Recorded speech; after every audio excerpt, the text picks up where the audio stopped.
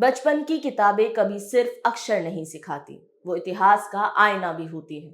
मगर जब आईने को रंग दिया जाए तो अक्स भी बदल जाता है। आज हम एक ऐसी खबर के बारे में बात करेंगे जिसमें एनसीईआरटी ने इतिहास की किताबों में कुछ जोड़ा है, कुछ हटाया है। जब एनसीईआरटी इतिहास बदलती है तो सिर्फ पाठ नहीं बदलता, पीढ़ियों का नजरिया बदलता है।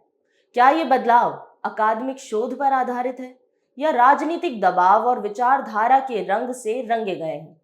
ये सवाल इसलिए जरूरी है क्योंकि हाल ही में एनसीईआरटी की 8वीं की नई किताब आई है। नाम है exploring society India and beyond. किताब तो आई है, लेकिन साथ लाई है कुछ बदलाव, कुछ तथ्यात्मक, कुछ वैचारिक और कुछ ऐसे जिनके पीछे इरादे ढूंढना लाजमी हो जाता है। पहले बात करते हैं उन चेहरों की जिन्हें इस किताब में अब ज्यादा जगह मिली है। मराठा सम्राट शिवाजी और उनके उत्तराधिकारी संभाजी, राजा राम, ताराबाई, बाजीराव, नाना फडणवीस तक की पूरी गाथा अब 1.5 पेज नहीं, पूरे 22 पन्नों में फैली हुई है। सिख शासकों की कहानी अब सिर्फ एक पंक्ति नहीं, बलिदान और संघर्ष के धागों में बुनी हुई एक मुकम्मल दास्तान है। गुरु तेग बहादुर की शहादत, गुरु गोबिंद सिंह का खालसा निर्माण और मुगल सत्ता से उनका सीधा टकराव। इतिहास के इन पन्नों में अब रानी अबक्का, नरसिंह देव, अहोम राजा और बस्तर की रेजिस्टेंस कहानियां भी जुड़ी हैं। यानी अब मुगल सत्ता का केंद्र टूट रहा है और देश के कोनों कोनों से आवाजें उठ रही है जिनकी कहानियां पहले या तो अनकही थी या जानबूझकर हाशिए पर रख दी गई। लेकिन असली बहस तो वहीं से शुरू होती है जहां से किताबों में मुगलों की दास्तां बदल दी जाती है। बाबर को अब किताब रूथलेस कॉन्करर कहती है, निर्दयी विजेता, जो नगरों को जलाता था, मंदिरों को गिराता था और अपने रास्ते में जो आए उसे रौंदता चला गया।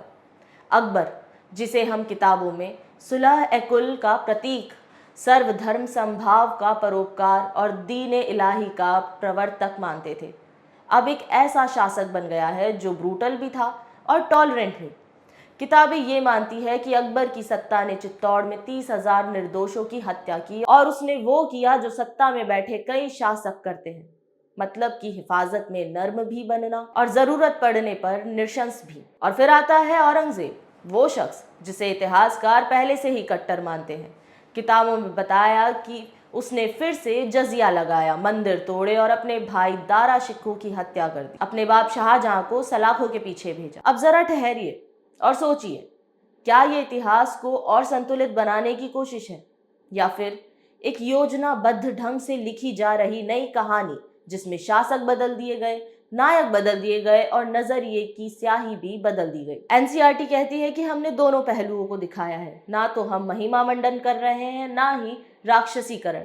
लेकिन जो आलोचक है वो पूछ रहे हैं कि जब मंदिरों को गिराने का जिक्र है तो निर्माणों का क्यों नहीं? जब बर्बरता है तो कला और स्थापत्य कहाँ है?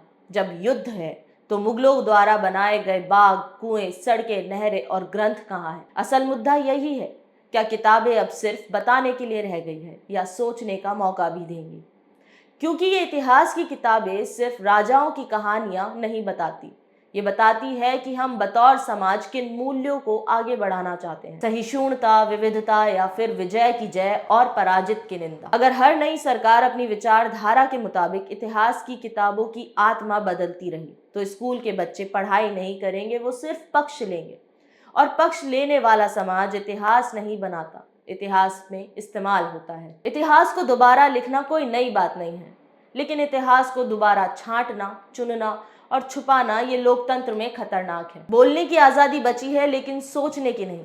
अब किताबें भी वही सोचेंगी जो शासन चाहता है और पाठकों को वही पढ़ाया जाएगा जो समर्थक बताते हैं। अकबर हो या शिवाजी, दोनों भारत के अतीत का हिस्सा है। एक को उठाकर दूसरे को गिराना इतिहास नहीं, राजनीतिक गाथा बन जाती है और इतिहास जब राजनीति बनता है तो सच सबसे पहले मरता है।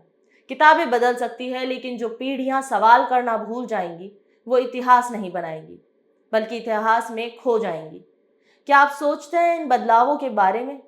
क्या ये सही सुधार है या चिंताजनक छेड़छाड़? नीचे कमेंट सेक्शन में अपनी राय जरूर बताइएगा। इसी के साथ देश विदेश से जुड़ी तमाम जानकारियों के लिए देखते रहिए पब्लिक माइक। वीडियो को लाइक कीजिएगा, शेयर कीजिएगा और चैनल को सब्सक्राइब करना ना भूलें। पब्लिक माइक, आपकी आवाज।